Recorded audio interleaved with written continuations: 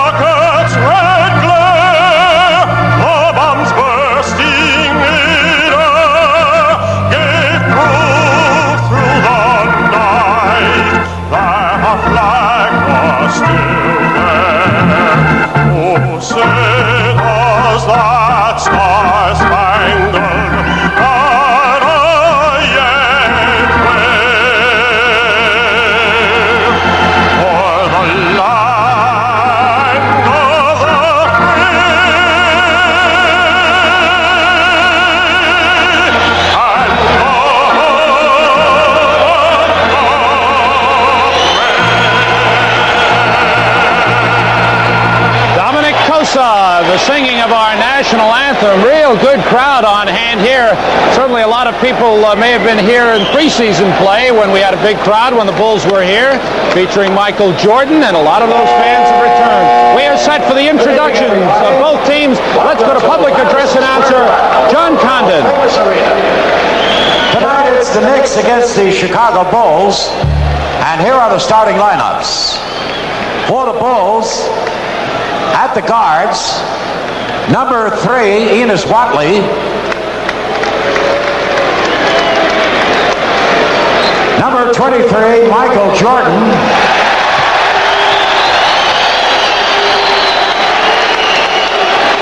At center, number 39, Caldwell Jones. And at the forwards, number 0, Orlando Woolridge. And number 32, Steve Johnson. Ronnie Lester is on the injured list for the Chicago Bulls. The Chicago trainer is Mark Feil. Their assistant coaches, Fred Cotter, Bill Blair, and Mike Thibault. And their head coach, Kevin Lockery. And now here they are, the New York Knickerbockers.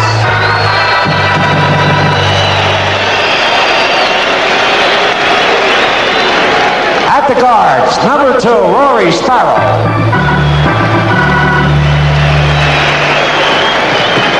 Number 6, Trent Tucker. At center, number 42, Pat Cummings. And at the forwards, number 1, Ken Bannister. the captain of the Knicks, number 30, Bernard King.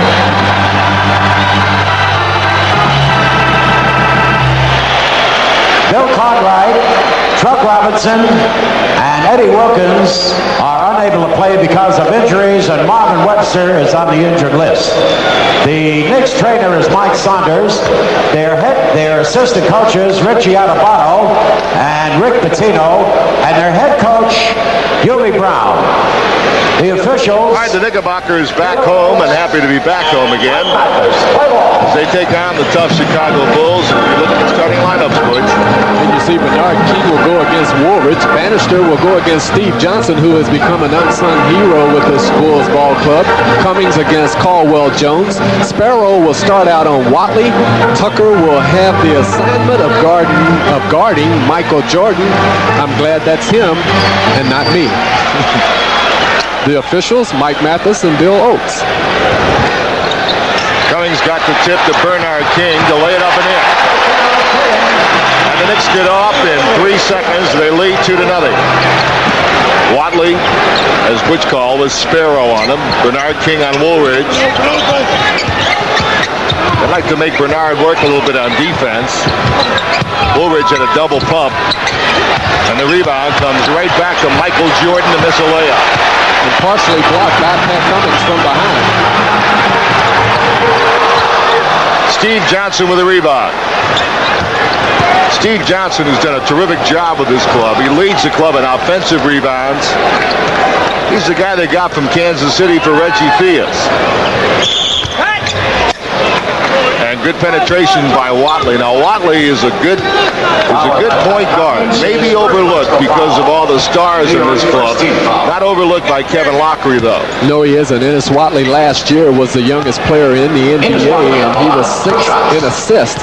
So he knows what to do as far as running an offense, and that time he penetrated and he drew the foul, and he just hit the first of 2 free throws. A good-looking little player. Watley's tied the game at 2. Sparrow, who's had a good start to this 1984-85 season. As we say that, he cannot get the pass through to Bernard King. Murray has averaged close to 10 assists a game the last 3 games. And generally, he's played very well. His floor game has been excellent, and he has been shooting the ball extremely well, Rory Sparrow. Woolridge is, Caldwell Jones was open because Cummings came over to help out, and the Knicks were fortunate Chicago didn't score that time. Rory Sparrow, Watley defensively. Bannister on top and a foul underneath.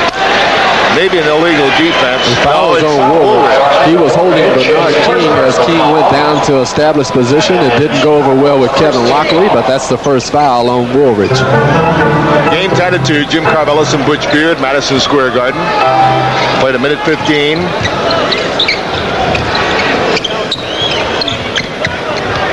Into Cummings now against Caldwell Jones.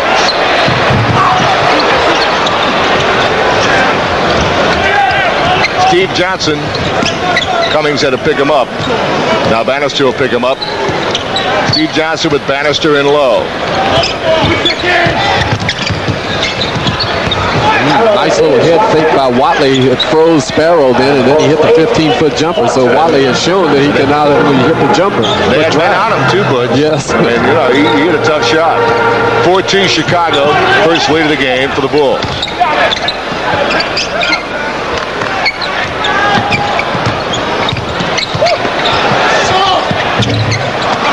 In and out from Cummings.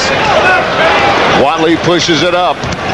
Woolridge and Orlando, who got up the floor very quickly. That's a strong part of his game. He can run. 6-2 Chicago. 20-second timeout called by the Knickerbockers, Butch.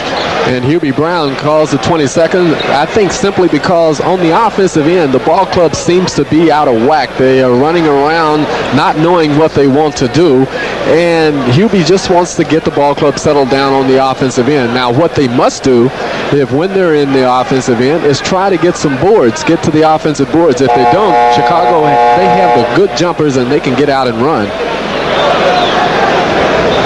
Harry Robinson keeping our statistics here as always. A good job, and Jerry Taylor in the control room. Welcome to Knicks basketball, only our second home game of the year. Knicks convincingly over Detroit. Seemed like an eternity ago. It really does. And then the tough 5-game trip, Butch. But they went on the road and they had some close games, except the game down in Houston. So that to me is a sign that there may be a good ball club as Jordan comes up with the steal and the stuff. 8-2. Chicago now leads by 6. Louis Orr is going to get in the game right now.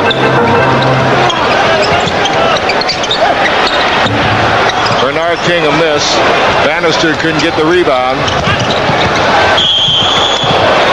And Steve Johnson is dead. Now, Jim, I tell you what I've been impressed with so far with the Chicago forwards. You know that Woolridge can run the floor. Steve Johnson that time filled the right lane extremely quick. And he got down the floor and he was fouled by Tucker as he went up for the shot. And that's one of the reasons why Steve Johnson shoots such a high percentage. He shoots 63% from the field. And that time he got down the floor so he could get himself a good high percentage shot and was fouled.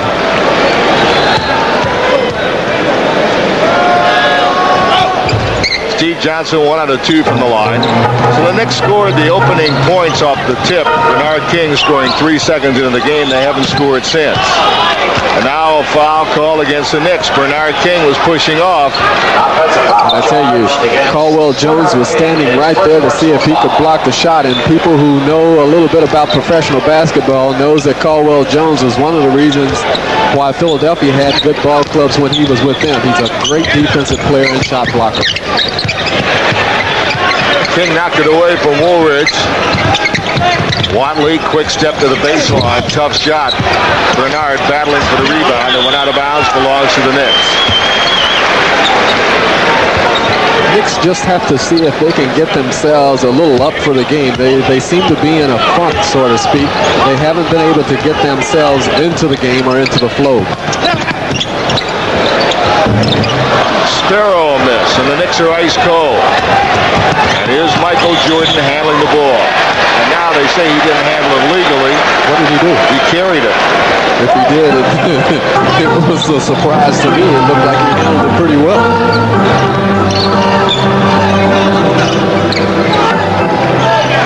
Louis Orr now against Steve Johnson. Cummings, this is his shot. 9-4. Bulls by 5. And a nice little down kick from Louis Orr, which freed up Cummings for the little 15-footer. He buried it. Miscommunications on the defensive end by the Chicago Bulls that time. Oh, no. Michael Jordan double clutching on the reverse side of the board. That's 11-4 Chicago. Well, you don't give the offensive player the baseline the Knicks did, and then Jordan just hung in the air and hit a reverse layup, made it look easy. Bernard King a miss. And now a foul on Sparrow as he fouls Watley in the backcourt. So far, Jim, we've played almost 5 minutes of basketball, and Chicago has been a most impressive ball club. As you see, Michael Jordan right here take the baseline. Kings in the air, scores. Louis Orr did not cut off the baseline. Trent Tucker was a step slow. Michael Jordan did his thing. Steve Johnson. Tough move, boy. Johnson, big power forward move that time. Louis Orr not enough muscle to really handle him. 13-4. The Knicks down by 9. And Hubie Brown wants a timeout. Hubie complaining. He thought that Orr was knocked down on the last play. Well, he was, but the referee said it was legal. Knicks down by 9. 7:24 to play in the first period.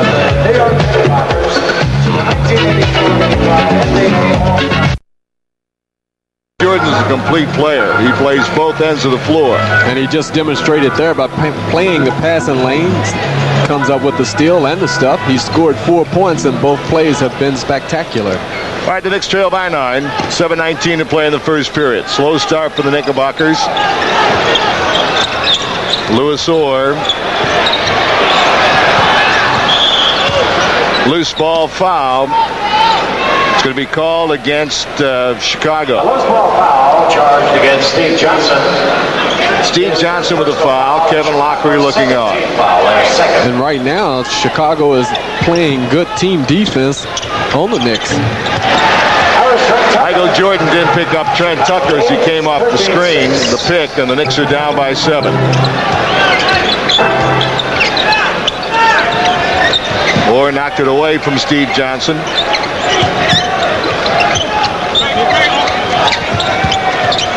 Orlando Woolridge cans a jump shot.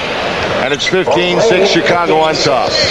Woolridge set up down low on the baseline and hit the little turn-away jumper that time. It was an impressive shot by Orlando Woolridge. Woolridge with a rebound.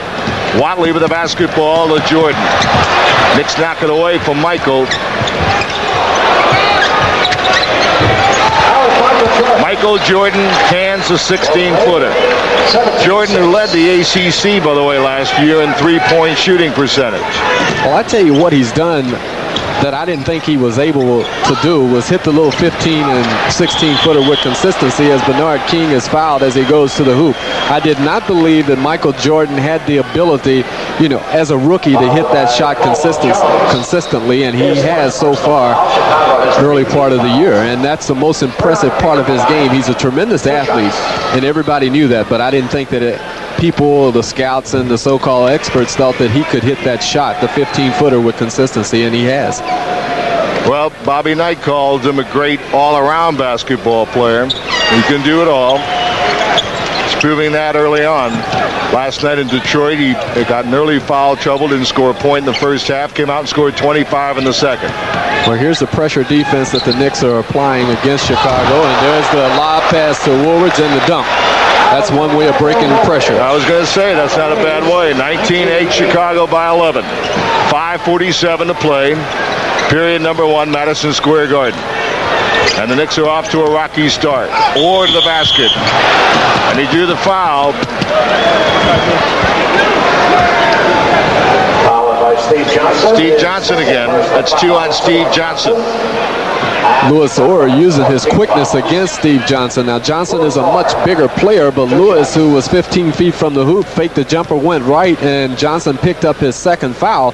One thing that Johnson has a tendency to do, and that is to get into foul trouble, and I think he's going to leave the game as Quentin Daly comes in, so that means that Michael Jordan will play some small forward as you have Watley and Daly out at the guard. An impressive lineup. Well, Right Kevin there. Lockery can do this now because of the Knicks' big man injury problems. They're not a big team, so he can play Michael Jordan at forward. No problem. True. And he would probably get some forward time as it is anyway. Yes. 19-10 now. Jordan, that was knocked away by Bernard King, and then Woolridge jammed it down. Bernard King knocked that away, but the ball came right to Woolridge, Chicago by 11. And that's what you call being in the right place at the right time. Woolridge was, and he scored.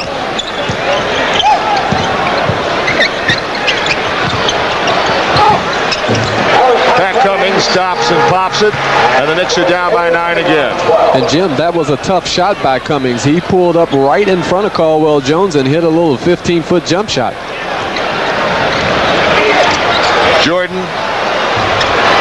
hits a jump shot.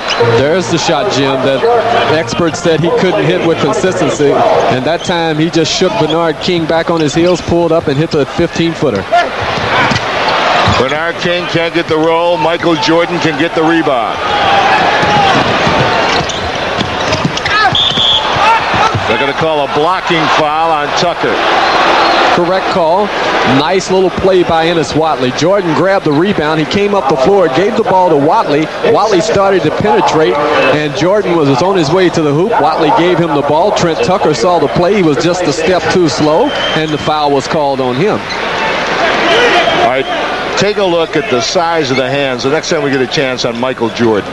Incredible hands, like Dr. J's.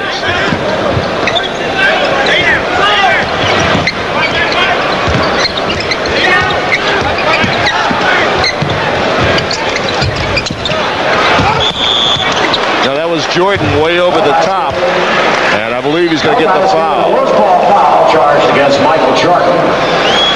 I really would like to see that because I think that he was on top of the ball and he was the one that knocked it over to it. I mean, we can't see him obviously now, but incredible size. Well, the thing about Michael Jordan, not only are his hands big and his hands are strong, he's a strong individual himself. You know, he looks much stronger than people give him credit for, and he's just an exceptional athlete. Now let's see if Jordan really fouls here. He goes up over the... See, there isn't much contact there, so that's really a break for the Knicks. Louis Orr hit a pair from the line again. The Knicks are down by 9, 23-14. And again, Darrell Walker in the game for the Knicks now. He replaced Trent Tucker. And again, the Knicks are applying pressure. Oh. What a shot. Michael Jordan making it look easy. You know it isn't. 25-14, 11-point lead for the Bulls. Bernard King connects to the Knicks. Jordan's got 10 points already. 10 of the Chicago 25. And Woolridge can't miss. Woolridge now has 10 points. Well, the people came to see Michael Jordan and Bernard King, especially on the defensive end. King is guarding Jordan, and there you see Jordan come over and get goaltending as he tried to block the shot. But on the offensive end, when the Knicks are on the offensive end, he is not playing Bernard King. Here you see King against Woolridge. The pass inside, the quick release right there. Here comes Jordan. That's a no-no. That's goaltending. 2 points for King. Chicago by 9. Woolridge and Jordan both missed their first shots of the game, and they've hit their last 5. Each have hit their last 5. Orr knocked it away from Woolridge. Well, Lewis, he finally figured out what Woolridge had been doing was pivot to the baseline, and that time Louis Orr knocked the ball away as timeout was called. Timeout called, 3:13 to play in the first period. You're watching Knicks basketball, Madison Square Garden Network.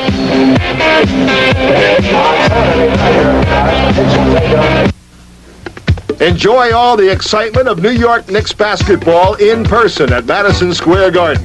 There's nothing like being right here at the world's most famous arena as Bernard King and the Knicks try to climb the ladder right to the top of the NBA.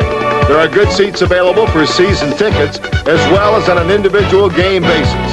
For ticket information, call 212-563-8000. Catch the action of New York Knicks basketball in person right here at Madison Square Garden. Everyone gets in on the entertaining action of professional wrestling on Madison Square Garden Network. Enjoy the weekly 1-hour highlight shows, All-Star Wrestling and Championship Wrestling, featuring the biggest names in the game. Plus the sensational live 3-hour spectacular from the Garden. MSG Network is the spot on your cable dial for wrestling action. You can count on it.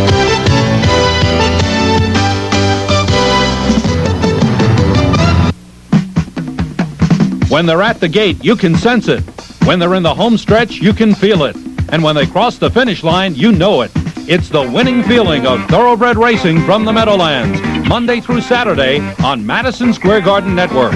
6 nights a week, the best horses compete at the country's premier racetrack, and you can catch all the win, place, and show action right at home. It's Racing from the Meadowlands here on Madison Square Garden Network.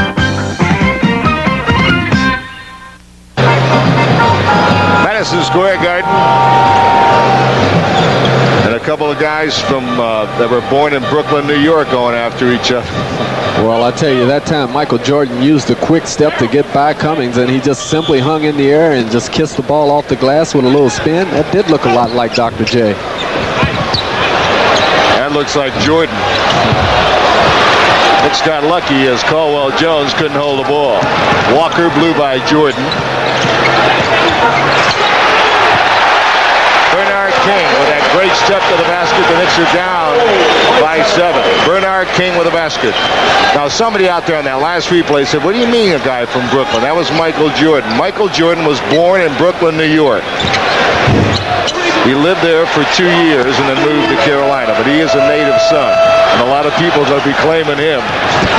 Got a lot of aunts and uncles already, cousins. Butch Carter in the game. pushed a loose ball foul on Bailey. Yes, and he did. He pushed in the back as he was going for the ball that time. James Bailey picked up what Hubie Brown would consider an unnecessary foul, and that's been a problem with James Bailey, getting in foul trouble early, not being able to play with any type of consistency. Caldwell Jones shooting 2. All right, Caldwell Jones to the line.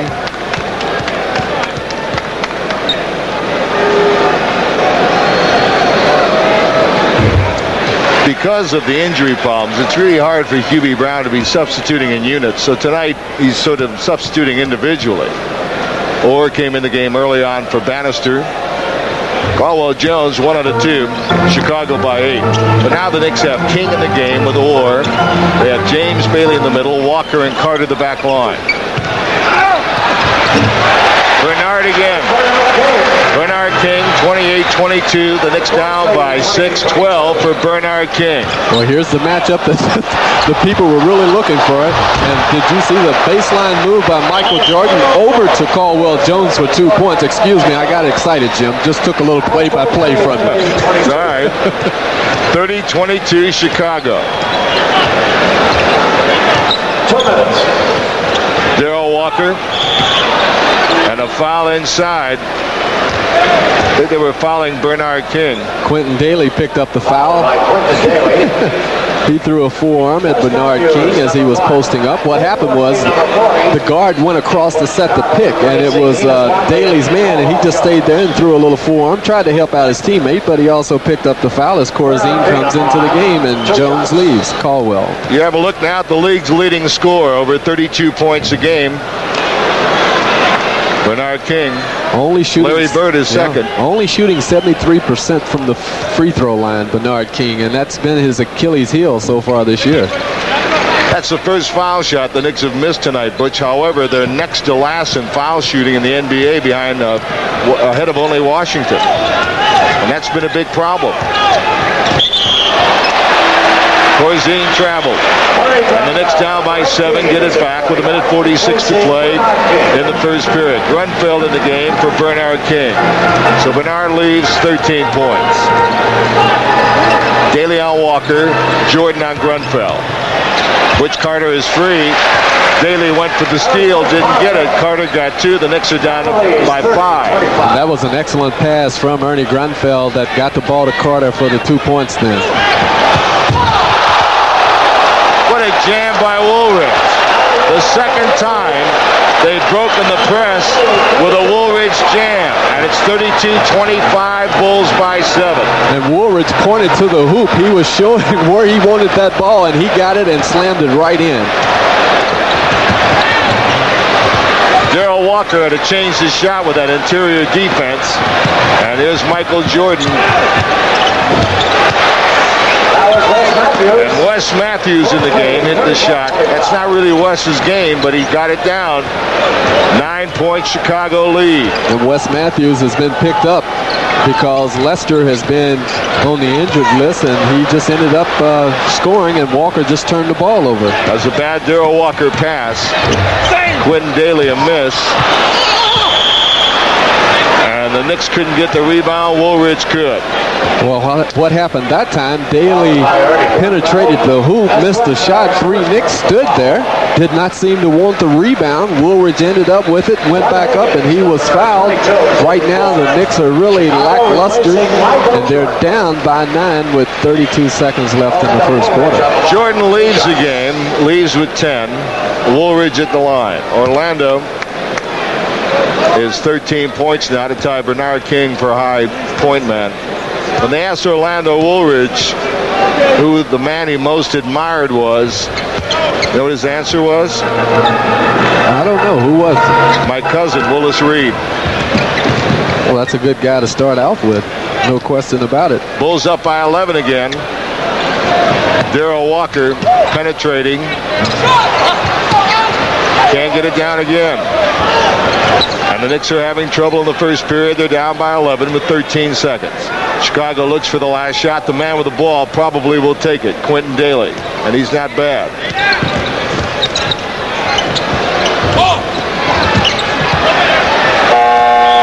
And that's the end of 1. 1. It was a Chicago first period. The Bulls take an 11-point lead over the Knicks after 1.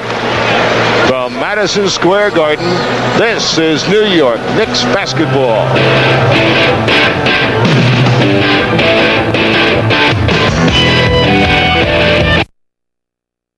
Down by 11, and there's the shooting percentage, and the Bulls show you why they have an 11-point lead, 60% shooting. Well, here you're going to see Bernard King working down low against Woolridge. He puts the shot up before Watley can come from behind and block the shot. Bernard King had an excellent first quarter, and you see the alley-oop right there from Jordan to Woolridge.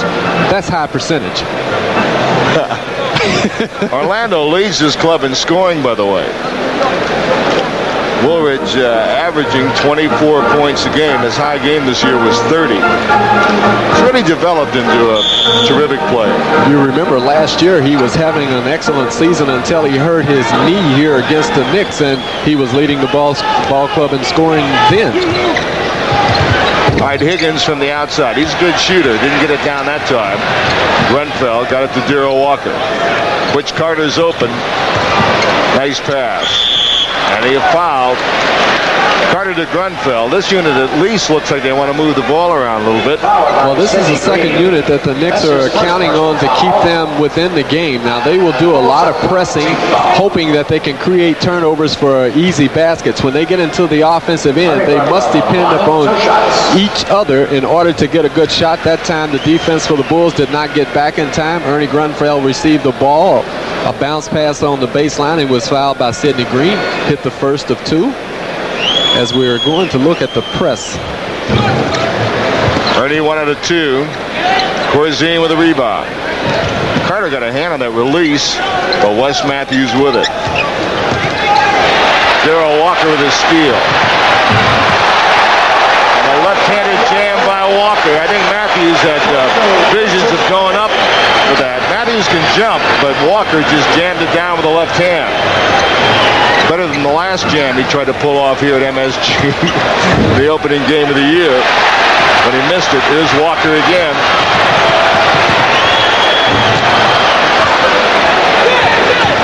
And Sidney Green, who's done a good job on the boards for Chicago early in the year, gets that rebound.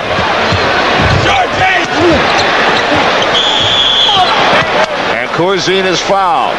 Man, you're looking at a real smart basketball player in Dave Corzine. Not a great jumper. That time the Knicks were trying to get into their pressure defense. There was an over everybody's head pass down to Quentin Daly. Over the top pass. Daly pulled up. James Bailey went for the block. It freed up Corzine for the missed shot. He grabbed the rebound and was fouled. Dave Corzine, an excellent backup center. That's what he's been all of his career. And now he can play that role with Caldwell Jones starting. Well, that was the problem last year. They tried to make him the starting center. He's not a starting center. He played too many minutes. That was the big problem. Right. This way he can give you 20, 22 minutes a game and be an effective basketball player, as we have a lane violation. Against Chicago.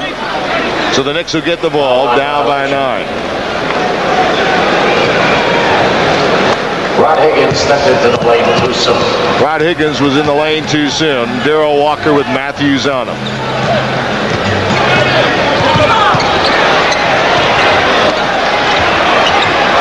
Louis Orr had it stripped from behind. Good defensive play.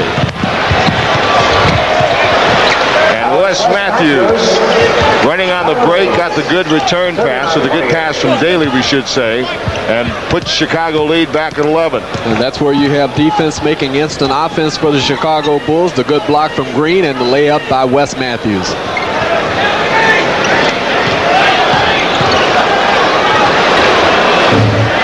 Louis Orr found himself free. Can the 15-footer. The Knicks are down by 9.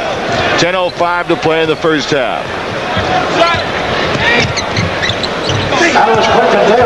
Quentin Daly with that marvelous touch of his, great stroke, and it's 41-30 the Bulls. Well, one thing about Daly is that he isn't going to quit shooting. He had missed about 3 or 4 in a row. That time he pulled up, hit the 15-footer. That could be just the thing to get him started, and boy, he is an excellent offensive player. Good hands by Daly that time. And now the Knicks are 13 down, and Hubie Brown may just want to stop things and talk it over. And he does. Timeout, New York. Knicks call a timeout. 9:23 to play in the first half. And they trail the Chicago Bulls by 13. We'll be back in a moment. Other NBA teams over. All right, the Knicks down by 13. Kenny Bannister back in the game for Louis Orr. Higgins with a rebound. Matthews to Corzine. And Corzine gets the jumper down. The Knicks are 15 down. That's their biggest deficit of the game. With 9 minutes to play in the first half, down 45-30.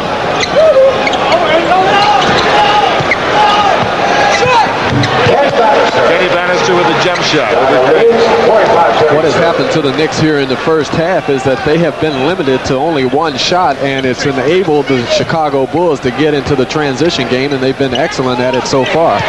As Corzine just hit a little turnaround jumper right in front of James Bailey. Corzine now has 5 points. He's hit 2 in a row, and the Knicks are 15 down.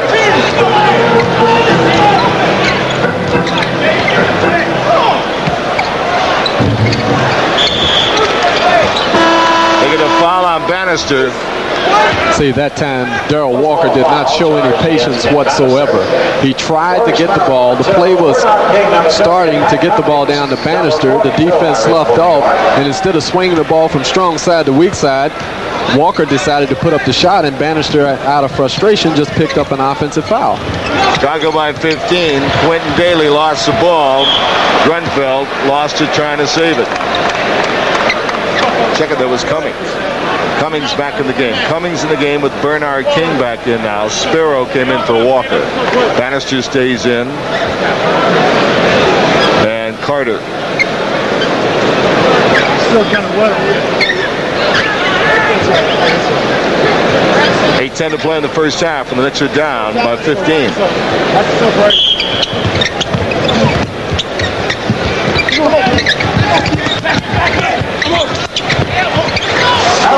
See, Corzine is off now. Got that little jumper from Matthews in the break. Then he hit one underneath, and now he feels that everything he's going to throw up is going to go in the last 3 halves. And he's not a bad shooter, as you see Bernard King and Rod Higgins really going at it up under the hoop. And he walked. Bannister traveled. Corzine. Now Lockery's back.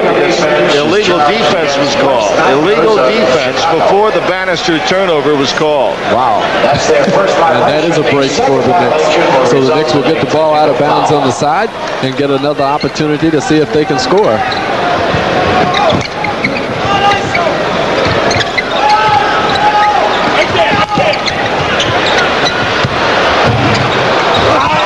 Over the back by Bannister. Luckily, they didn't call a foul.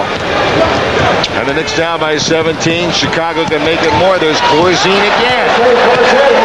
Dave Corzine's hit 4 in a row. And the Knicks are down by 19 points. Well, I love it when players get hot. Corzine just runs to that spot now and puts it up on the fast break as the Knicks call another timeout. And a timeout is called from Madison Square Garden. This is New York Knicks basketball.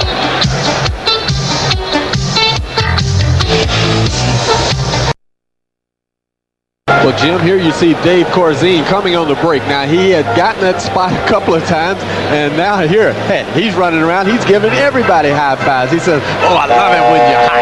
You know, it doesn't matter if you're a big guy or a small guy, and you see Bill Cartwright there. Hopefully the Knicks will get him back, but when you get hot, you like it. You know, big guys, they love it most of all. He's ready right now to go sell popcorn if he can. Corzine played at DePaul. He broke George Mikan's scoring records at DePaul. He had some big games, especially against Notre Dame.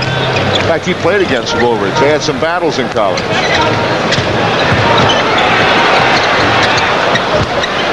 Knicks can't buy a hoop, and Chicago can't do anything wrong. Yes! And Green is fouled. Man, the way Chicago is hitting the defensive boards, limiting the Knicks to only one shot, they look like they really look like the Boston Celtics. What they've been able to do is grab the rebound, kick it out to the guard, and be able to get a 3-lane fast break and a good opportunity to score every time down. And that time Green was fouled by Sparrow. And you see Sidney Green, who really has been coming off the bench the first 5 or first 6 games, is the second leading rebounder, and he is developing into a real good player. He's looking a lot friskier now than he did even in the preseason game or any of last year's games. He looks like he's really ready to play. Well, it takes some players time to know what they can do and what they cannot do in the NBA, and Sidney Green has been one of those players. And he's also just picked up a foul accidentally against Ken Bannister, just accidentally tripped him. Fouled by Sidney Green. His second personal 2 fouls on Sidney Green. Chicago's second team foul. 2 team fouls in Chicago. Knicks are down by 20 points. 6:56 to play in the first half. Bernard King, he's been the whole show. Sparrow's wide open, a 3-point shot. Going for the rebound. Bothered Corzine enough, and Dave knocked it out of bounds. Knicks will have it in. And one of the very few times that the Knicks have been able to get to the offensive boards, and right there you just saw an offensive pick which negates the inbound pass, so Chicago gets the ball back and a turnover for the Knicks. That's his second personal foul. It's not been a good first half for the Knicks. Matthews to Daly, looking for the hot man Corzine, and he's fouled. They're playing to Corzine now like he's Jordan. Well, why not? He has the hot hand, and that time he got the real good position on Pat Cummings, received the ball on the baseline, started to make his move as Cummings went for the steal, and Pat ended up with the foul. Corzine is at the free throw line. One of the better free throw shooters for a big man, Dave Corzine, shooting the first of 2. Chicago by 21. Corzine off the bench for 10 points.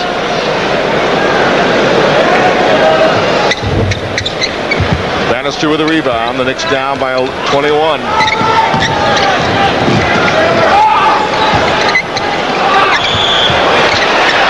Basket is good and a foul. Higgins fouled Bernard King. Bernard King jockeying for position down low with Rod Higgins, receives the ball from Butch Carter right there. There's a little push as he starts with his shot. 2 points by Bernard King. That's what you call continuation. That's also what you call physical basketball by an offensive player, Bernard King. 16 for King. The Knicks trail by 18. Matthews dribbled it off his foot. Nice release by Bannister. The Knicks running 3-on-3 now.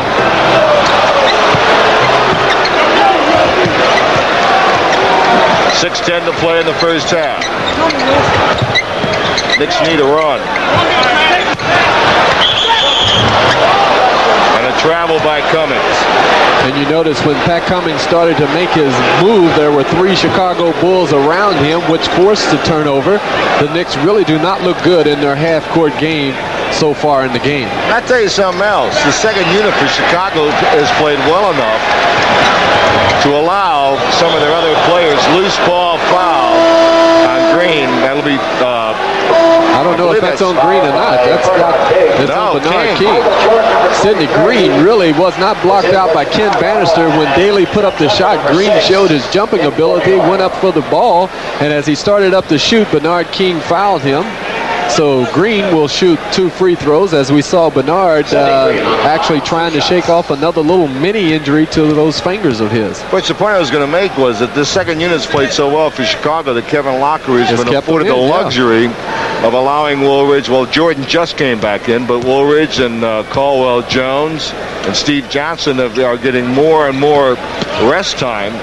And this unit's done very well. They have a 20-point lead. They've moved it up to 20 points. Cummings doesn't get it. Bannister does, and a foul called against Chicago.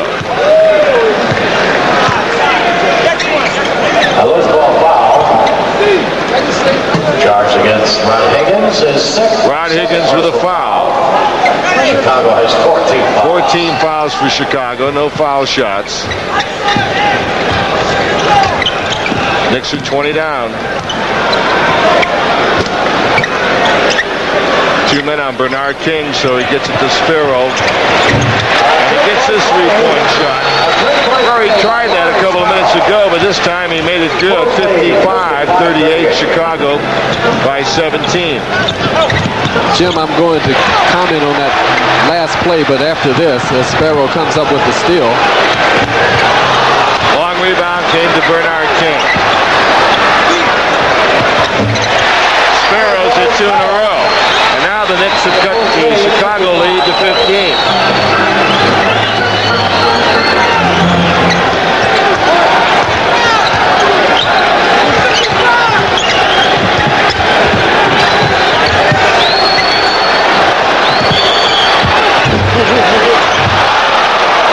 No basket. Corzine was fouled. That's going to be 4, I believe, on Cummings. 4 on Cummings, so James Bailey will come to get Cummings.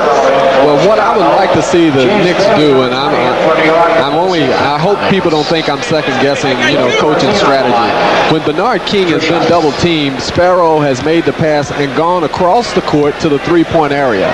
I would prefer seeing Rory give him the ball, give Bernard the ball, and if his man goes down to double team, go to the hoop and receive the ball back for a layup.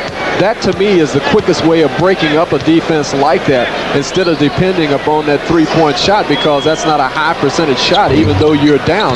So that was the comment that I wanted to make. All right, Bulls by 16, and they call that a good block by Corzine.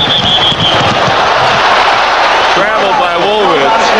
Well, the block was by M.Jordan, who had the great angle on that block, and Corzine couldn't jump that high.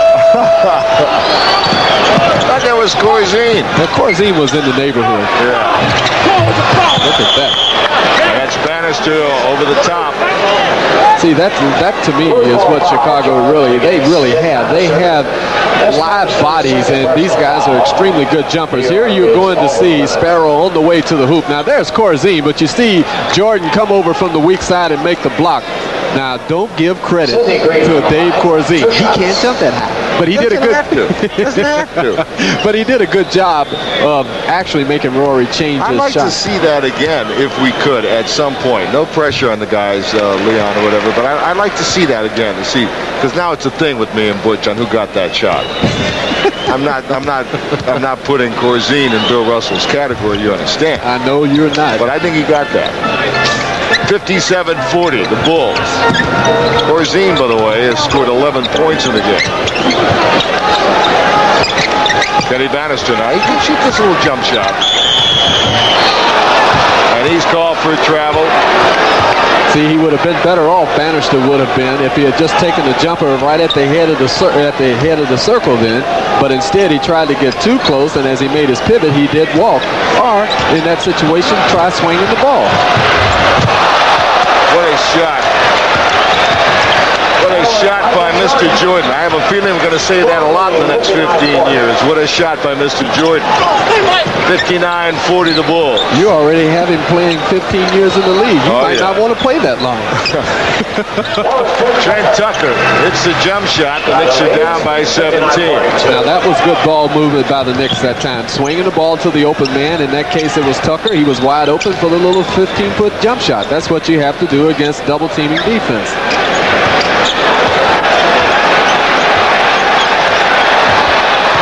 Jordan, one-on-one basketball.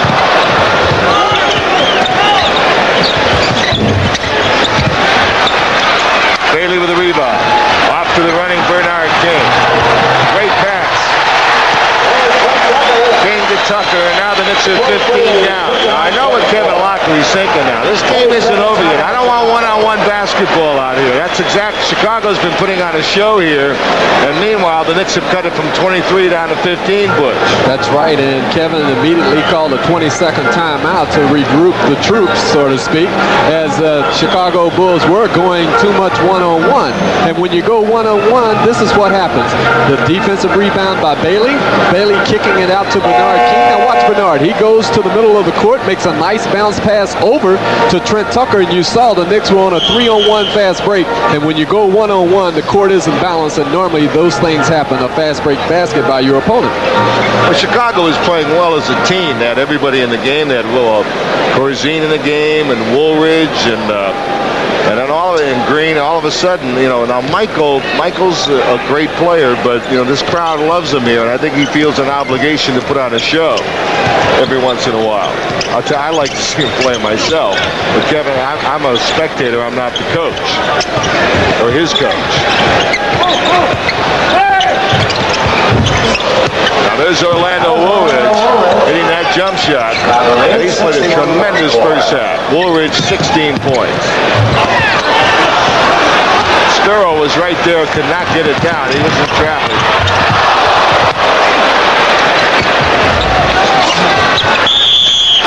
And a foul call underneath. Boy, that is excellent offensive board work by the Chicago Bulls. That time, getting down the floor, Bernard King made a tremendous block on the shot, but you saw Sidney Green continue to work the offensive boards, and he ended up getting fouled. And again, I can't say too much about Chicago's ability to limit the Knicks to only one shot. That's the reason why they have been into their transition game. Sidney Green has scored 7. And has done a good all-around job for Kevin Lockery here. Bailey with the rebound. And the Knicks are down by 18. Jordan knocked it away from Trent Tucker. And the Knicks will have it inbounds. Stay tuned at halftime. We've got a terrific piece put together on Michael Jordan at halftime. Plus, we'll discuss the first half highlights, Butch and I. You want to stay tuned. Sam Rosen will be here to recap for you in his inimitable style. And there's Steve Johnson back in the game again, replacing Sidney Green, who, as we said, did a good job for Mr. Lockery. Knicks are 18 down. Watley on Sparrow. No one on Tucker yet. Blows by and now gets it to Bailey. James Bailey catches it from the outside, and the Knicks are 16 down. James Bailey standing 15 feet from the hoop. His man had sloughed off to try to help out. He received the ball and hit the little 15-foot jumper. Not a bad shot by James Bailey. Bailey comes out to play Corzine now. Jordan lost the ball. Now, that was caused really by Bailey coming out to play Corzine. He overplayed him, and the pass was a little off the mark. You're exactly right. You're not bad for a play-by-play man. For a play-by-play guy. Bernard King spinning inside with that quick release. What a first step. And the Knicks are 14 down. And Bernard is so quick. He got by and put the shot up with his right hand. As you saw, Michael Jordan right there out of control, and he's going to end up getting fouled. That was a bad release pass there. The Knicks would have had it going. Bailey the foul. See, those things happen, especially when you're like a half a step slow. And what happened was you saw Jordan out of control. There you see Bannister trying to make the outlet pass. He didn't fake it. Woolridge ended up with it. You see Bannister and Bailey coming back. Jordan knew he was going to be fouled, and he was. Knicks are 14 down now. Minute 24. So they've cut into this Chicago lead by 9. Chicago led by 23. Chicago has done a good job of putting the Knicks back in the game because they have been more one-on-one and more out of control than they were at the first quarter. All right, Sparrow with the ball. Kenny Bannister. Out of his range. Not a good shot by Ken. Sometimes after players have made a mistake, they try to make up right away. Well, he just made 2 mistakes because he went over to try to block the shot that time, and Watley just gave it to his man, and he made 2 mistakes on one play, Ken Bannister. 65-48. Sparrow, they want to give it to Bernard. Sparrow's wide open. Watley came over to double down on Bernard King, so Sparrow hit the open shot. And the Knicks are down by 15, 65-50, 39 seconds to play in the first half. But again, if Sparrow goes to the hoop, he ends up shooting a layup instead of a 20-footer.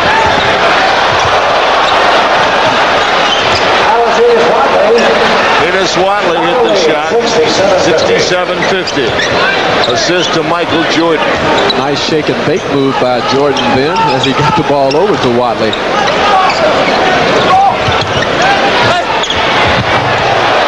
Good move by Bannister, but he just couldn't spin it off the glass and in. And Kenny's had a tough first half.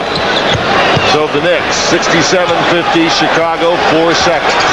Michael Jordan. Hand check on Rory Sparrow that time. Fouled by Rory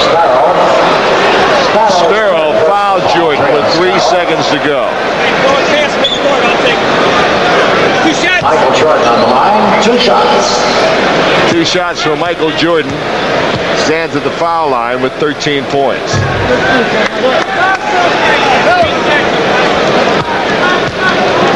King has 18 for the Knicks. Woolridge has 16, and now Michael Jordan has 14. Check it, 15 for Michael Jordan. 2 seconds. And that's it. That's the end of the first half. And the Knickerbockers are down by 19 at halftime. Stay tuned. We'll have a special in-depth look at Air Jordan, Mr. Jordan of the Bulls. Also some highlights. And Sam Rosen will be along. So you stay tuned. Score at halftime. Knicks trail 69-50. You're watching Knicks basketball.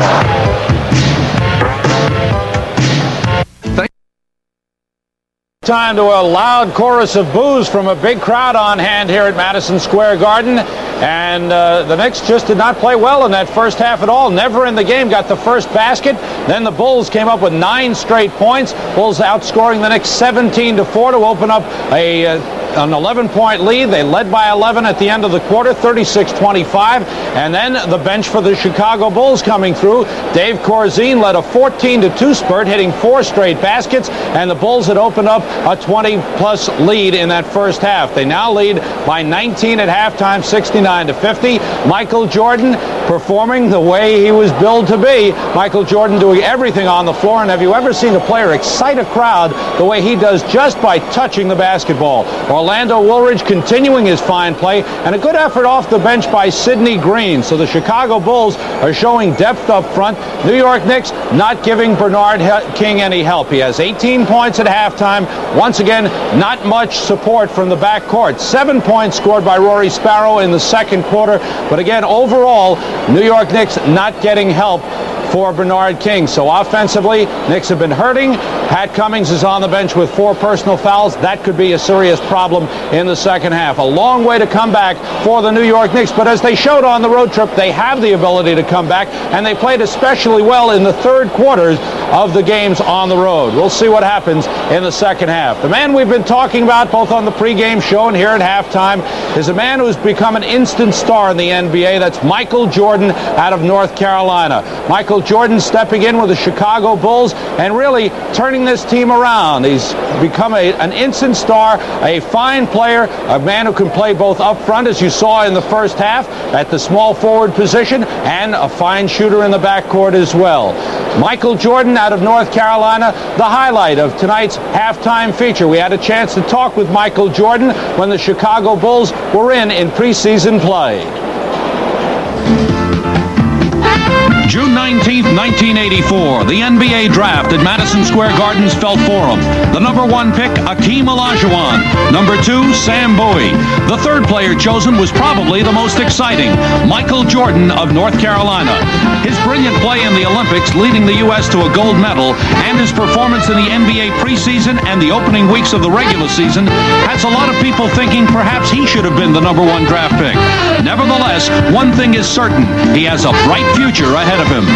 Let's hope so. Professional level is very hard work, and I think I'm dedicated enough to work hard and try to be the best basketball player I can. And it's good to get comments from everyone, and that's inspiring to go out and keep working hard.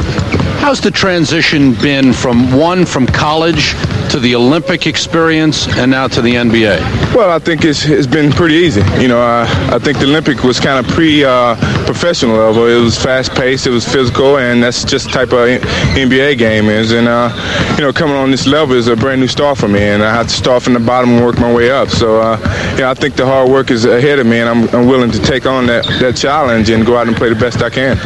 After the Olympics and the glory and wearing the gold medal, was it difficult to come down from that high? It was. I think the Olympics was a big dream come true for me. A lot of players don't get the chance to represent the United States, and I did, and I was very happy to do that. And now I'm just coming off of that, and I know it's reality now, and it's in the past, and I have to look forward to the future, but it's going to be some fond memories, and I have to get ready for my professional career. Michael Jordan is a 6'5" swingman who has shown he can play small forward, point guard, or shooting guard.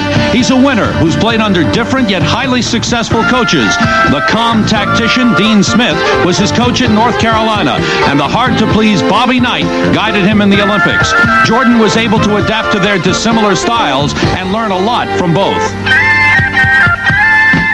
Well, I think both of those coaches had a big influence on me. I think Coach Smith more than Coach Knight because I played for him 3 years. And, I think Coach Smith helped me out fundamentally. And Coach Knight really just reinstated that. And he really helped me concentration-wise. And I think right now coming into the league, I met all my extremes of coaches. I think Coach Knight was the hard type of coach. He really wants best for his players, and he used different types of methods to get it out of you. And Coach Smith is the mild type, and he really used psychology to get it out of you. So I don't think anyone can go to that extreme either way.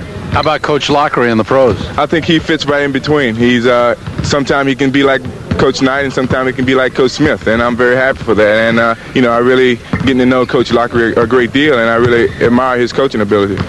What did they tell you they expected from you? Certainly the fans of Chicago have been hungry for a winner for a long time. What are they expect you to be the savior. What about the coach and your fellow teammates? Well, naturally the expectation is going to be high, and I guess the coach has been reminding me that, hey, it's a team basketball game, and you really don't have to take burden on yourself to try to go out there and do everything yourself.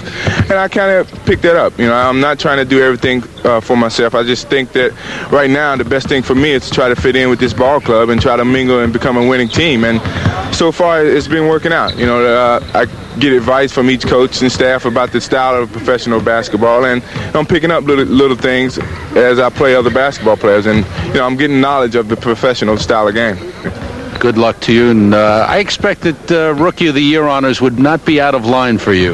Well, it's good if we're winning. I mean, if the team wins, then I like to accept those individual awards with greatness, but I really like to see the team do well before I can do well.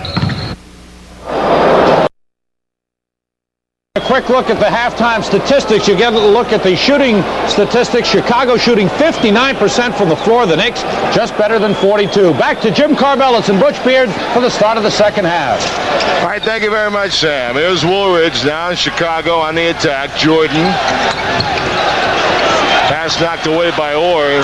Intended for Steve Johnson from Jordan, and the Knicks come down for the first time in the second half. Maybe that's a good omen for the Knicks, getting a good defensive play and hopefully getting their offense together. Bernard King in traffic. He's got 20. The Knicks are down by 17. And we played 35 seconds of the second half. Now that's something Bernard King hasn't done much here at the early part of the season, is move without the ball in a set offense situation. That time he was moving without the ball and scored. Woolridge ducked inside, forced that up, was fouled. Fouled by Trent Tucker. Trent Tucker the foul. Third personal foul. 3 fouls on Tucker. And Woolridge came off of a pretty good pick by Steve Johnson that time. That was the reason why he was free, and Trent Tucker tried to help Bernard King out. And Trent picked up the foul as Woolridge will shoot 2 free throws. There are a lot of Notre Dame players around, and one player who hasn't been in this arena for quite a while is Toby Knight, and I wonder if he came to watch some of the Notre Dame products. So Chicago picks up the ball after the second missed foul shot. They lead the Knicks by 18, 70-52. Jim Carvelis and Butch Beard, Madison Square Garden. Michael Jordan. And it's a 20-point Chicago lead, 72-52. That's 17 for Air Jordan. And there's not much you can do as a defensive player. You play behind him, he just shoots a turnaround jumper and then comes up with the steal on the defensive end. That's a good play by Trent Tucker to knock away from Jordan from behind.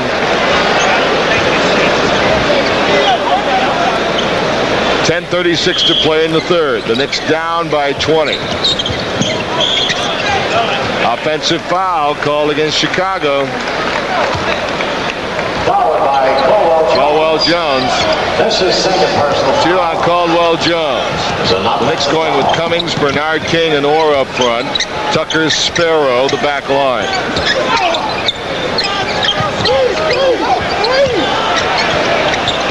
Lewis Orr. Rebound Woolridge. Enos Watley with the ball.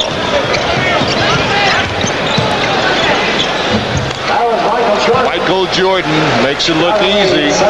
74-52. The Knicks down by 22. And Jim, that time he was the fourth man in on that break as the Knicks will call another 20-second timeout. Michael Jordan was the fourth man on the break. Watley heard him hollow probably. That's what you do. You communicate when you're running the break like that. He probably said, coming right, receive the ball, dribble to his left, pulled up and hit a 15-foot jump shot. Hubie calls another 20-second timeout, mainly because I think he's more upset with his offense. On the offensive end, the Knicks seem to have no cohesiveness at all, and that's what is upsetting him. And also another thing that has been a surprise to me these first 6 ball games is that the Knicks aren't playing good defense. Last year, they only averaged giving up 103 points, and this year they are giving up a lot of points. As a matter of fact, defensively, they're giving up 114. It's a very important game. The Edmonton Oilers are trying to set a record tonight in the National Hockey League. They're trying to go, the Montreal Canadiens many years ago went 11 wins and 3 losses through the first 14 games at the start of the season to set a record. Edmonton's 11 wins, 2 ties, and they go tonight against the Devils, and we're going to have that for you right after this game. And it would be interesting if the Devils could beat Edmonton, because last year Gretzky said that they were a Mickey Mouse organization as Bernard King comes back with a hanging layup. I can't believe he made that. You know, 4 guys rotated over on him, and somehow he got it up and in, and the Knicks are down by 20. That's because when he went back door, he just hung in the air. He has that ability to do that. And Steve Johnson got a pretty pass inside to convert, and it's 76-54. The Bulls' lead is still 22. Bernard King has 22, the Knicks 54 points. Well, there's Bernard King again getting a good lob pass from Pat Cummings, and Bernard does such a great job of getting the defensive man on his hips, and that's what he did then and scored. 24 for Bernard King, but the big number is Chicago leads by 20. Enos Watley, and it's 78-56, the Bulls by 22. Now, what I was impressed on that play with was with Steve Johnson.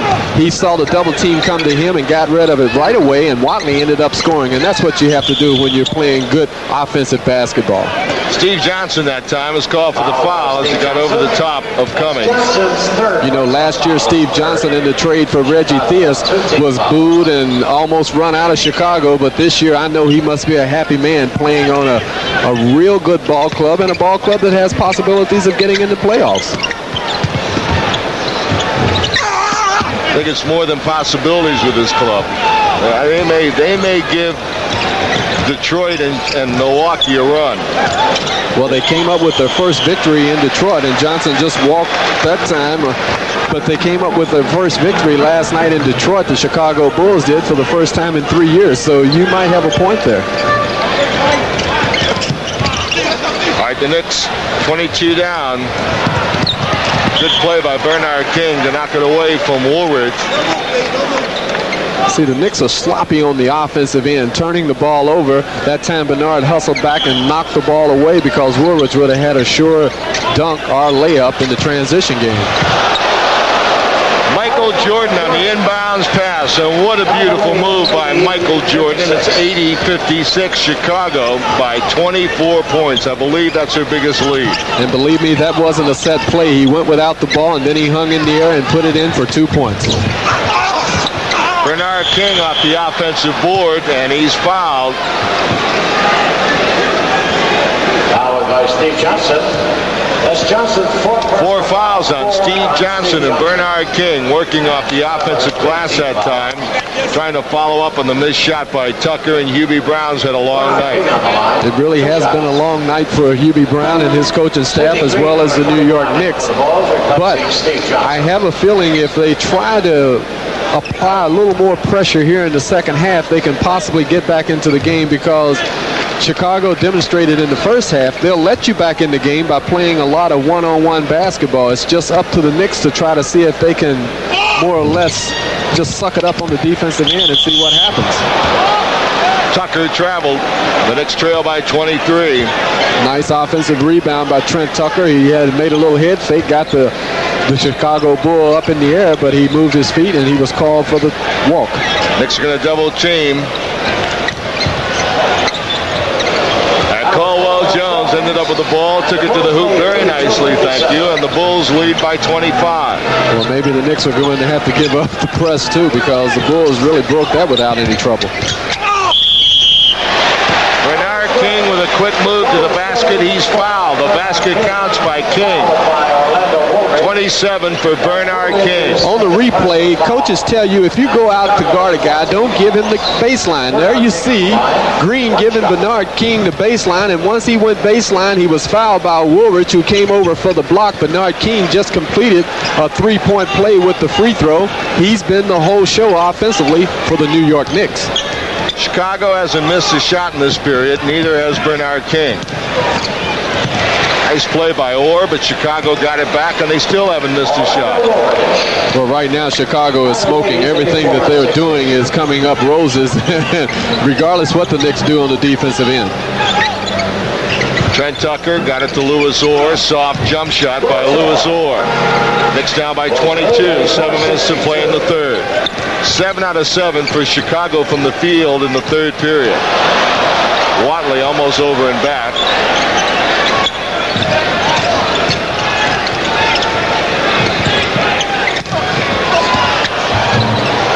Woolridge did a nice job of going without the ball, and Caldwell Jones did a nice job of getting it to him, and the Knicks are down by 24 again. Well, that's what I was talking about. When you're double teamed and your man goes over the double team, I think it's better to break the defense down by just going down the middle. That's what Woolridge did, and Caldwell Jones got him the ball.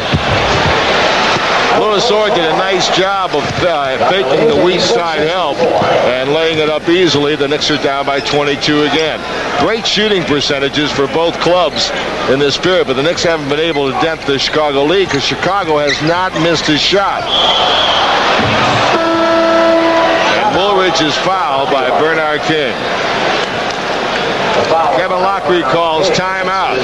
His team has gone 5:55 in this period without missing a shot from the field, and his Bulls lead by 22. We'll be back in a moment.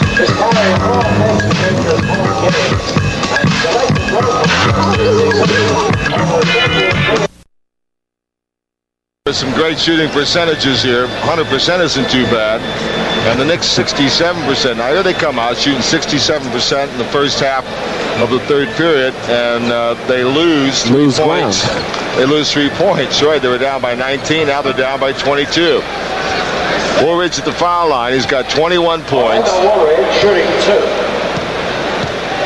Leading Chicago in scoring average with 24. His highest game was 30. And this has actually been done without the Chicago's third leading scorer, Quentin Daly. He didn't have a good first half at all. So you'd hate to think what would have happened if he could have gotten his act together. Louis Orr ducked under and drew the foul. Fouled by Sidney Green. By Sidney Green. That's Green. And you see then, Jim, the Knicks did something that they haven't done all season long, really, when you think about it. That time they swung the ball from strong side to weak side. There was a down pick for Louis Orr. He was wide open. He had the defense come to him, got him in the air, drew the foul. Now he shoots 2 free throws. That's what you have to do, because if you try to concentrate on getting the ball to one spot, the defense in the NBA will definitely make you put up a bad shot. Louis Orr, 11 points. And now the Knicks trail by 21. Time remaining, 5:50 in the third. Knick pressure now.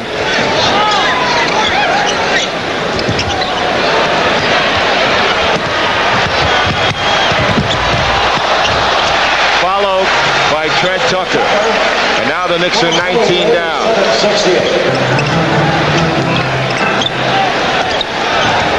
No trap this time yet. Tucker on Jordan.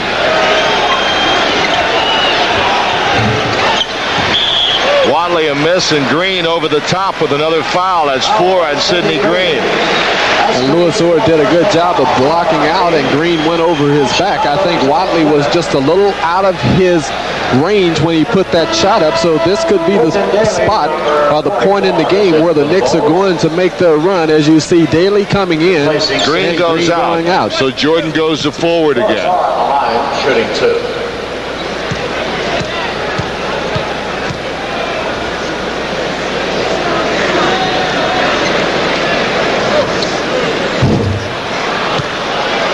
Louis Orr misses his first foul shot of the night. 12 points. 13 for Orr. The Knicks are down by 18. 5:15 to play in the third. And here's the matchup that everybody came to see, Jordan against King. Michael Jordan shooting the jump shot. Now let's see what he does against, well, Woolridge is on Bernard King on the other end, so that's not the matchup. Cummings hitting a jump shot around Jones, and it's 89-71. The Knicks trail by 18 again. Two-man basketball by the Chicago Bulls. It's going to be Daly and Jones. Nice play by Sparrow as he got through to knock it away from Woolridge. If Jones had been a little quicker with the pass, Woolridge would have ended up with a dunk, but Sparrow rotated on the defense, knocked the ball out of bounds. 5 seconds to shoot for Chicago now. And a foul. That's what you call getting bailed out. Well, that's what QB Brown talked about. One of the things he talked about in the coach's corner, he talked about mistakes, and he says, you know, fouling guys with 2 seconds. The little things he talked about, and that is a little thing. That's the difference in winning a game and losing a game, and also getting one of your main players out of the game. That's right. That's his 5th foul. The 5th foul on Cummings, and Bailey comes in for him. He has foul trouble himself as Caldwell Jones shoots 2 free throws. Caldwell Jones. You know, Caldwell Jones is from a very good basketball family. Caldwell and his brother Charles is on this particular ball club. Last night, Major Jones was with the Detroit Pistons, and they had a brother by the name of Wilbur Jones who played for Hubie Brown with the Kentucky Colonels, and he's also a good tennis player. I don't know, he used to take me to school, so to speak. For the second time tonight, Chicago gets in the lane before the foul shot goes up. This time it was Jordan. Knicks are trailing by 19. 4:21 to play in the third period. Still a lot of time remaining.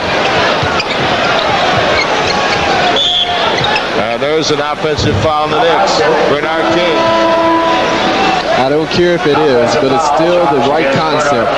Moving the basketball and moving yourself. Again, the Knicks swinging the ball from strong side to weak side. Just so happens Bernard King ended up picking up an offensive foul. 4 fouls on Bernard King as well, Butch. Now the Knicks trailing by 19. 4:05 to play. Third period. Jordan against King. It's a tough shot. Bernard King leads the Knicks in steals. James Bailey tipped it in. And Matthews got one on the other end. And that's what you would call a spirit breaker or a back breaker. James Bailey going to the offensive board, tipping Bernard King's missed shot in, and then the Bulls coming right straight back with the layup from Wes Matthews. That was partially blocked right there by Woolridge. Here's Michael Jordan. Bailey a miss. And Michael Jordan a follow-up jam. What a jam by Jordan. And it turned down the partisan crowd here who appreciates the great talent, even if he isn't wearing a white uniform. From Madison Square Garden, this is New York Knicks basketball.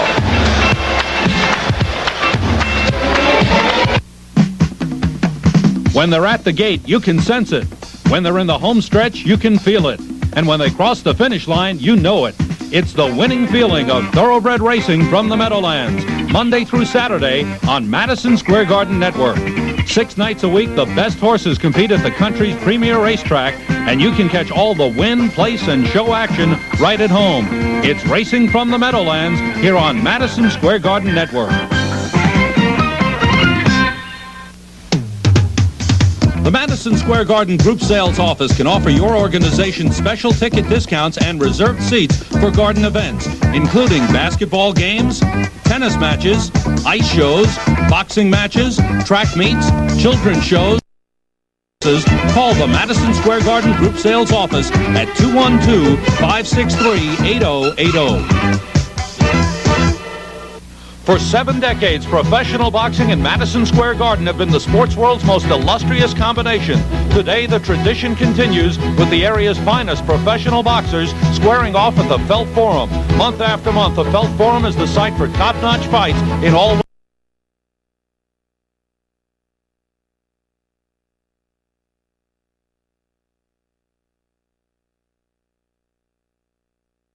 at 564-4400 for ticket information. Professional boxing and the Felt Forum, a winning combination all year round. All right, back to the action. The Knicks trailing by 21 points. Bernard King buried the jump shot. 94-75, the Bulls by 19. Jordan floated right around James Bailey. Now that looked like the doctor right there. It really did. As a matter of fact, I'm pretty sure Bailey thought he had a charging foul, and Jordan just simply jumped in the air, floated right past him, flipped it in, fingertip roll as a foul was called on Quentin Daly against Bernard King. Second personal foul is second. Chicago is over the limit. John McEnroe on vacation. For 21 days, right? There's the greatest tennis player in the world. No question. Absolutely. And a great Knick fan, by the way. Well, not a lot. Not only that, he can play a guitar here. Did you know that? No. Not a bad guitar player. No. Yeah, wants to be in a rock group. Can you believe that? How'd you know that? I read it in a magazine. I'll read anything. I guess. 96-77. Bulls by 19. We got a lot of celebrities here tonight. We may show you a few more before it's over. Might as well. Walker knocked it away from Quentin Daly. Which Carter got it to Bernard King to the basket. Bernard King with a little bit of magic. 34 for Bernard King. And the Knicks are down now by 17. You know, the great players, they'll pass up a shot to get a closer shot. That time King did. He had a little 10-footer, but instead he chose to go to the hoop and he scored. Not again. Yes, again. 98-79, the Bulls by 19. Man, when he starts to the hoop like that, when the Knicks are trying to double team, that's just like the Red Sea opening up. Walker a miss. Bernard King lucky he didn't get a foul there coming over the top. Woolridge with the jam. And now it's Chicago by 21 again. 1:36 to go in the third period. And Wes Matthews saw him all the way on that play as he grabbed the defensive rebound, led the fast break down the middle, got it over to Woolridge for the stuff. Darrell Walker knocked away by Quentin Daly. 1st and 10. Good hustle by Bailey, and then he lost it, or bad pass. And the long pass for Woolridge just out of range. You know, Chicago's had a resurgence in professional sports. And the Cubs almost got there. The Bears are in first place, and this Chicago team has really come on. So the Windy City looking up sports-wise. Filling their oats. The only team that's been bad for them this year has been the White Sox. All right, Grunfeld in the game now as Bernard King gets a rest. Bernard goes to the bench with 34 of the Knicks' 79 points. Kenny Bannister. Nice move by Ken Bannister around Woolridge. 181 now, the Bulls by 19. That's two. Quentin Daly. 102-81, Bulls by 21. They led by 19 at halftime. And if Quentin Daly can get into the offensive flow, it really can be a spectacular night for the Bulls as Jordan has come up with another steal. Michael Jordan puts on a show.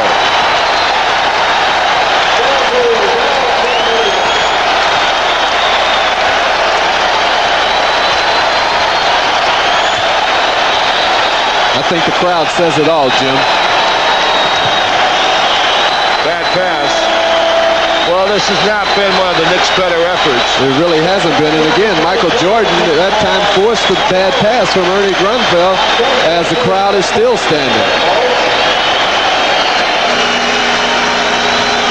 He not only inspires the crowd, but even more importantly, he inspires his team. See, this is a different team with a lot of the same players. I mean, you know, Woolridge was here last year, and so was Watley, and so was Steve Johnson, and so was Quentin Daly. But all of a sudden, they all look better, don't they?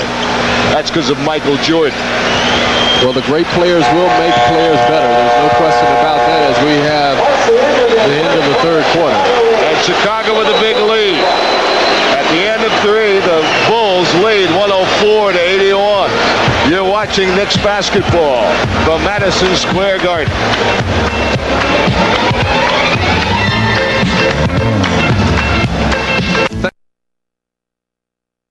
Forget immediately following tonight's Knickerbocker basketball, it's the Devils and Edmonton Oilers at the Byrne Meadowlands Arena. Tomorrow night, more hockey action. The Rangers take on the Islanders, set for the fourth quarter. Now back to Jim Carvelis and Butch Beers. All right, thank you, Sam. 104-81. The Knicks trail by 23. We start the fourth period. Kenny Bannister with the basketball. Chicago playing some good defense tonight. Bailey a miss. Bannister did a good job to knock the release away, but it comes in the hands of Matthews and now to Michael Jordan.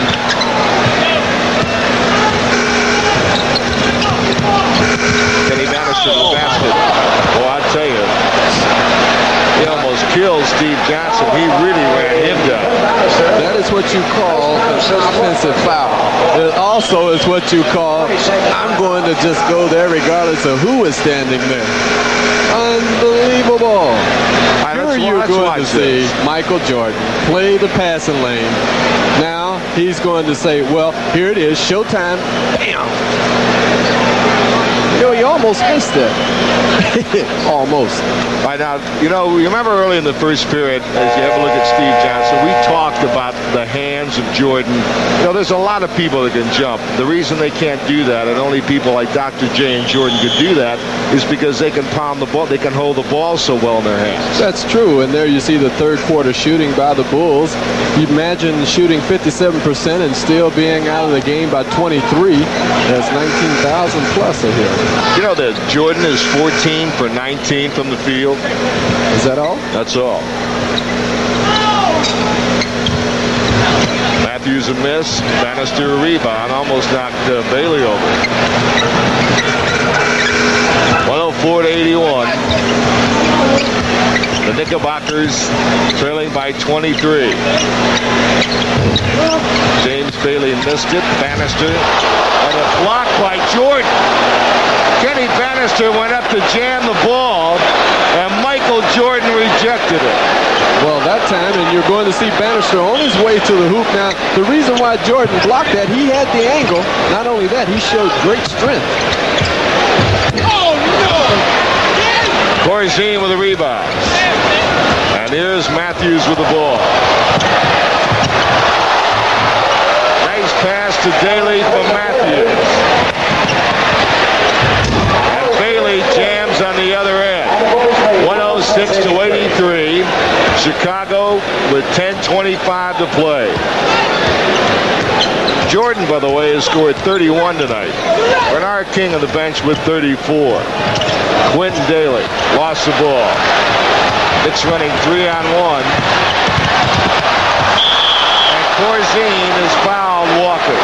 And I don't know if he fouled Darrell or not. I just think that pass from Butch Carter behind the back caught Darrell by surprise. He wasn't able to handle it as he went up for the shot. I think that he was actually bailed out by the official then. Let's see. We'll get an opportunity, I think. Here you see Carter on the break. Now watch the behind the back pass. You see Walker right there loses control. I don't know if it was a foul or not. This program authorized by Madison Square Garden Productions Incorporated solely for the entertainment of our audience.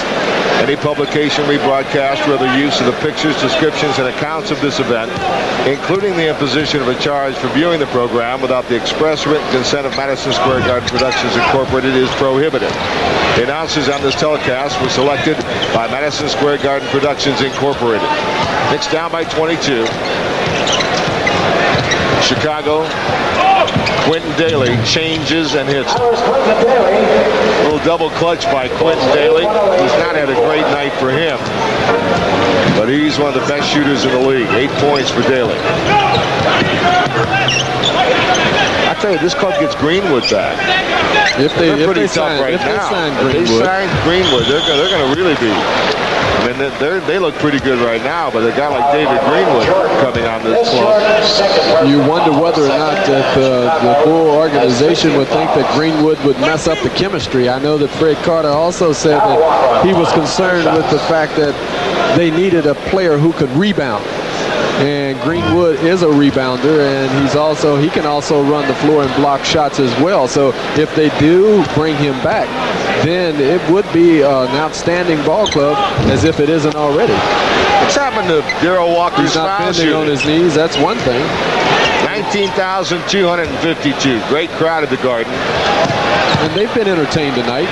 Even though it may be by the wrong ball club or the wrong individual, they've been entertained by that guy right there. Michael Jordan. And it's 110-84 Chicago. Jordan now with 33 points. His pro high is 37.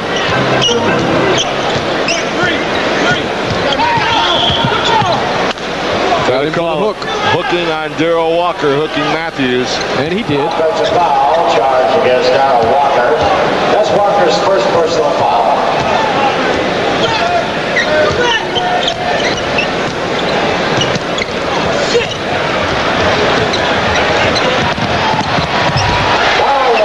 Darrell Walker with a jam, 110-86 Chicago. Leads by 24.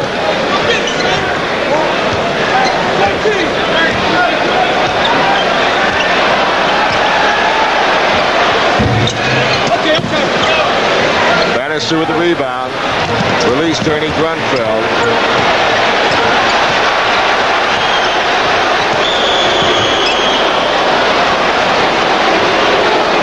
Bannister has no business of putting the ball on the floor 20 feet from the hoop right there. If he receives the ball, he should give it back to the guard and then try to run an offensive set. Instead, he turns the ball over, and the Knicks sorely need as many shots as possible here in the fourth quarter, being down. Watch you pushing. 3-second violation against Dave Corzine. By Cummings back in the game. Bannister out, Walker out, Sparrow in. And Jordan leaves the game. 33 points. Probably Michael's exit for the evening. You may see him seen enough of him. You may see him another 3 or 4 minutes before it's over. I don't think so, Butch. He's young. He can play all day. I think he could play another game, but I think Kevin Lockery will rest him. They played last night, but they don't need him. And why risk hurting him? 110. Of course, he seems indestructible. Well, that's doesn't the he? reason why he's young. I mean, he's being paid a lot of money to play. He likes to play. Are you saying that he should stay in here for the rest of the game? No. Get a little rest. Come back with about 3 minutes to go. Let him play a couple more minutes, and then get a standing ovation from the people. Air ball.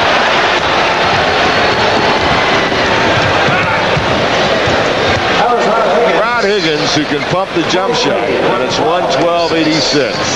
I don't think Greenwood's going to hurt the chemistry. He's going to give him another quality player, Butch. And you know, if you're going to go for a division crown, you can't have enough good basketball players. Well, you can't have enough talent in this game, and definitely he would be an addition.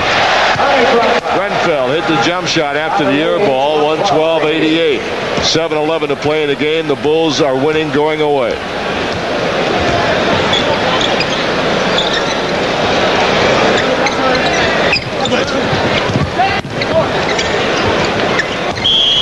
Daily walk.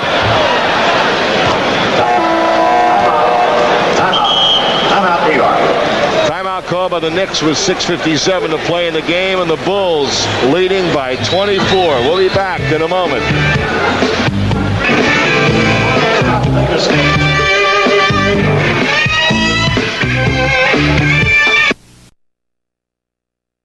All right, Chicago with the ball. Here's the quick Mr. Matthews, and a foul. Wes Matthews, a native of Connecticut, went to the University of Wisconsin, was picked #1 by the Bullets. Bob Ferry picked him #1 a couple of years ago. That Chicago has 2 players that were #1 picks of the Bullets. And the other one was Dave Corzine. And Wes Matthews has played well tonight. He's actually playing for a spot on this ball club. I know that Ronnie Lester is on the injured list, and if Wes continues to play well, he may end up staying there. A lot of assists, I think 7 last night and 10 points in the win over Detroit. And he's played well tonight. He's done a good job of running the break. Only problem with Wes is that he gets out of control. He gets a little bit too enthused. Yeah, he's got a lot of talent. He's really quick. Pat Cummings with a jump shot, and the Knicks trail by 23. Well, one of the celebrities we can't show you tonight just left, George Steinbrenner, the Yankee. And another one who just exited was LT, Lawrence Taylor of the New York Giants. He's a outside linebacker, a basketball freak. Wes Matthews with a jump shot. The Knicks are down by 25. Keith Hernandez is in the game tonight for the New York Mets, along with Ron Darling, Kelvin Chapman. Big crowd tonight, 19,252.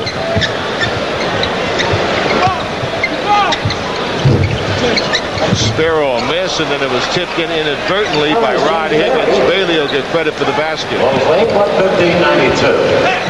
That's something. I guess it's a block shot. 115-92. I agree with you, Butch. It was something. Butch Carter lays it in. And the Knicks are 21 down with 5:21 to play.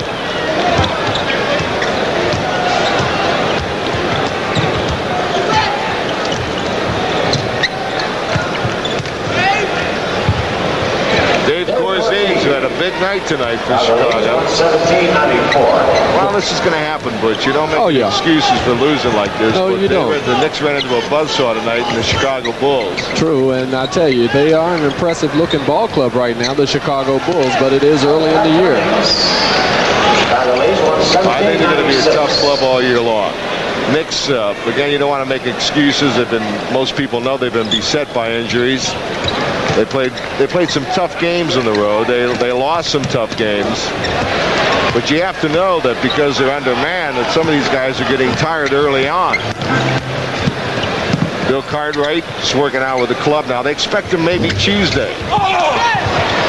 He'll be a welcome addition to the Knicks, believe me.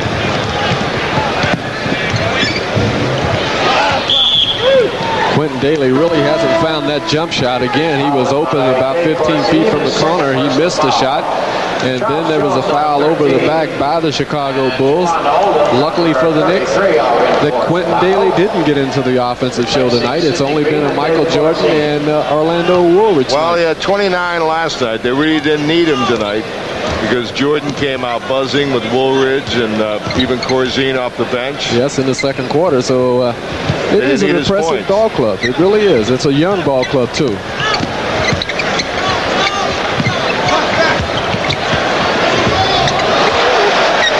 Cummings in the baseline. Nice move. Cummings has hit 3 in a row now. He's got 12. Cummings made a nice little ball fake on Oldham then, and Oldham took it, let him go baseline. Then Cummings hit a reverse layup. It was a nice play by Cummings. Rory Sparrow with a rebound, then he's fouled.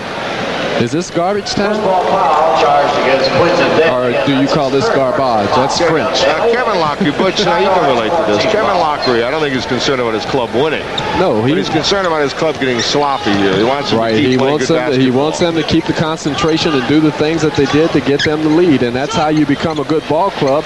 And he also, by doing that, you get the killer instinct, and that means that you become a very good ball club. When you get a ball club down, you keep them down. 117-100 the Bulls.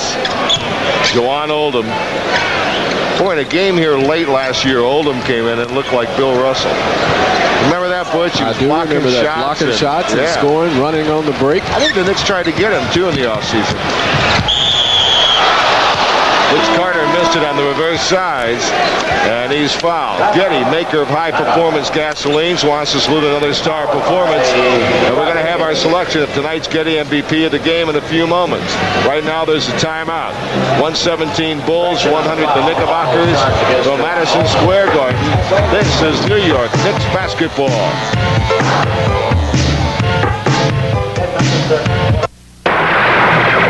It's the granddaddy of all cops and robbers shows, and it's classic television. It's The Untouchables, and you can see it every night at 11 p.m. on Madison Square Garden Network. The Untouchables was a pioneer in action-packed drama, and the 4-time Emmy Award winner was a showcase for many prominent careers, including Robert Stack as Elliot Ness. It's big city law enforcement during the Roaring 20s on The Untouchables, every night at 11 p.m. on Madison Square Garden Network. That's right. A boys' club is a lot more than just a club. It's a skill, it's a school, it's a hand, it's a pool, it's a trip, it's a court, it's a job and support.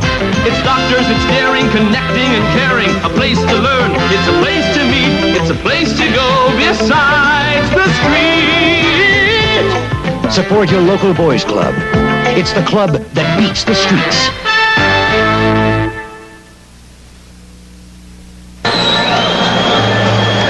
The great thing about the NBA, Butch, you can have a game like tonight and still make up. If you're in the NFL, you got to wait another week to play. The Knicks only have to wait till Saturday, take on Kansas City here. They'll be looking for their second win of the year. Then Washington comes to town Tuesday. Gus Williams moves in with the Bruise brothers. Then Saturday night, November the 17th, Cleveland Cavaliers come in. Well, a lot of games here at the Garden coming up. And they have a chance to get themselves going by being here at home, even though tonight really wasn't what you would call a great game by the Knicks after coming off of a long road trip. And 2 foul shots missed by Butch Carter. The Knicks still trail by 17. 2:51 to play.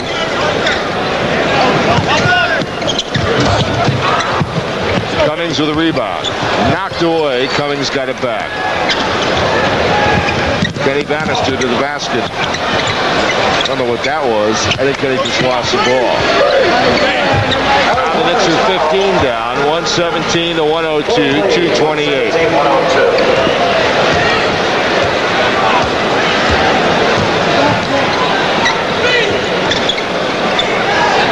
Eddie Lee Wilkins has had that foot put in a cast. He's going to be out for at least 5 games.